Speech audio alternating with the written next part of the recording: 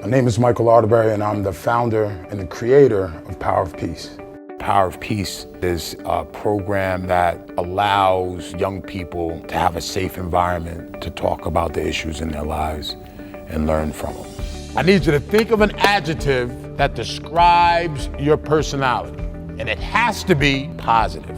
We do activities that are not intimidating, and it gives the young people a safe place to explore some of the things that may be going on in their lives, and also to build community with the other young people that are going through the program with them. I have a peaceful demeanor. Inside, I'm not as peaceful as I look. Oh, you're not? No, I have my family to worry about, especially my mom. I'm her rock. Yeah, that's okay though, because you're a good rock. We like to work with 25 to 30 students at a time. I ask the principals for a cross-section of students that are demonstrative of the student population. And over a course of a few weeks, we're able to work with a critical mass of students in each one of the buildings. What's something positive you look for in people? I want somebody who's unique, because if somebody is unique and they know that they're unique and they respect themselves, then they respect everybody else too. Wow. In the past year and a half, I've gotten to know Mike and his crew fairly well.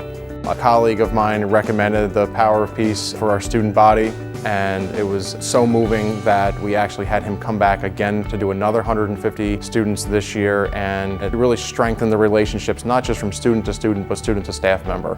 I require a minimum of 2 teachers in each one of my workshops so that they get the opportunity to see their students from a different perspective. They get to see them outside of the classroom and see them in a more comfortable environment. We also want to have the culture created within the workshop to be continued in the building. I have shown this program to many of my colleagues in the area, and usually the first question they ask is, what's the sustainability like? Does Mike come and go and you'll never see him again? That has not been the case. He has made some bonds with students that when he comes back every session, he still goes back, asks about certain students, and he actually was our commencement speaker at last year's graduation ceremony. So to me, that really sets him apart, that I feel like he's invested as much in this district as I am and as our staff is. My favorite activity is called Who Am I?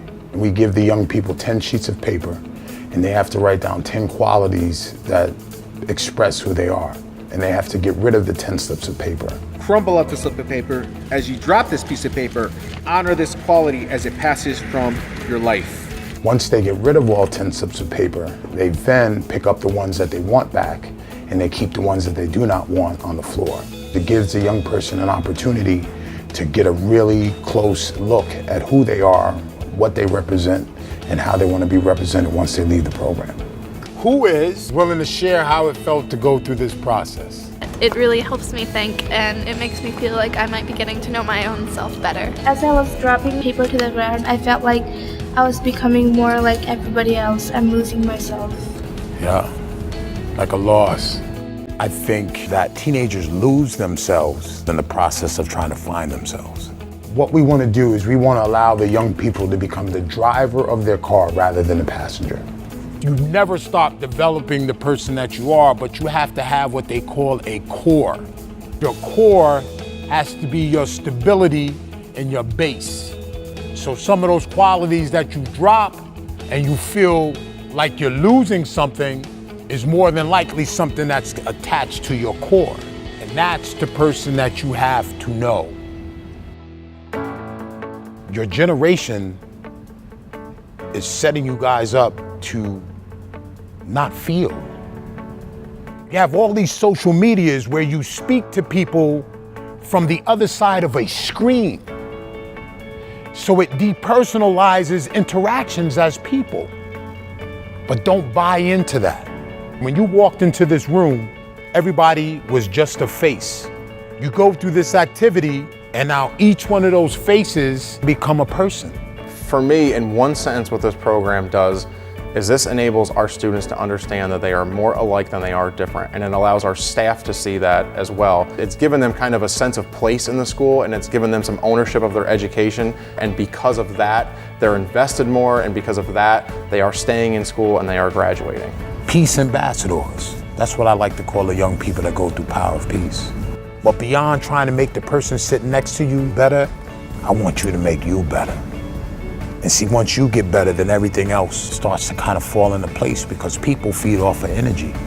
So you can give that same energy and give it off to others if you just learn how to take it, nurture it, and express it. The world that I create in the workshop is the world that I live in. And I explain to them that you are the catalyst of how it carries over. If you make it your duty and your mission to do it, you can do it.